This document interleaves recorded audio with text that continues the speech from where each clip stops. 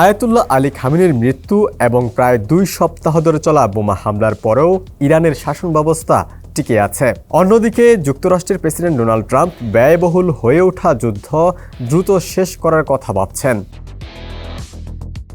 ইসরায়েলের বর্তমান ও সাবেক গোয়েন্দা সূত্রগুলো বলছে, অভিযানের সফলতা এখন নির্ভর করছে 440 কেজি সমৃদ্ধ ইউরেনিয়ামের ভবিষ্যতের উপর। গত বছরের জুনে সংঘাতের পর এই পরিমাণ ইউরেনিয়াম একটি পাহাড়ের নিচে সংরক্ষণ করা হয়েছে।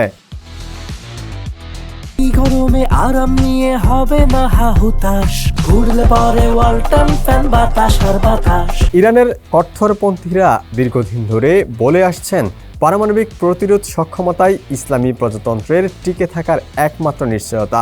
এই ধারণা আরও জোরালো হবে যদি বর্তমান শাসন ব্যবস্থা টিকে যায়। খবরে বলা হচ্ছে, সমৃদ্ধ ইউরেনিয়াম নিরাপদে জব্দ করতে অত্যন্ত ঝুঁকিপূর্ণ এক সেনা অভিযানের কথা বিবেচনা করছে যুক্তরাষ্ট্র।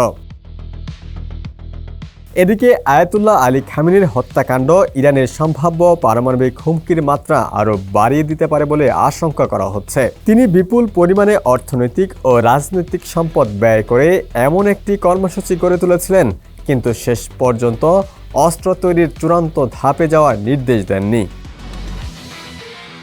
চলমান যুদ্ধকে যেসব ইসরায়েলি সমর্থন দিচ্ছেন, তাদের আশা শাসন ব্যবস্থা পুরোপুরি ধ্বংস না হলেও অন্তত পারমাণবিক অস্ত্র তৈরির সক্ষমতা যেন হারায়। সেই লক্ষ্য পূরণে তারা দীর্ঘমেয়াদী সংঘাতের ঝুঁকি নিতেও প্রস্তুত।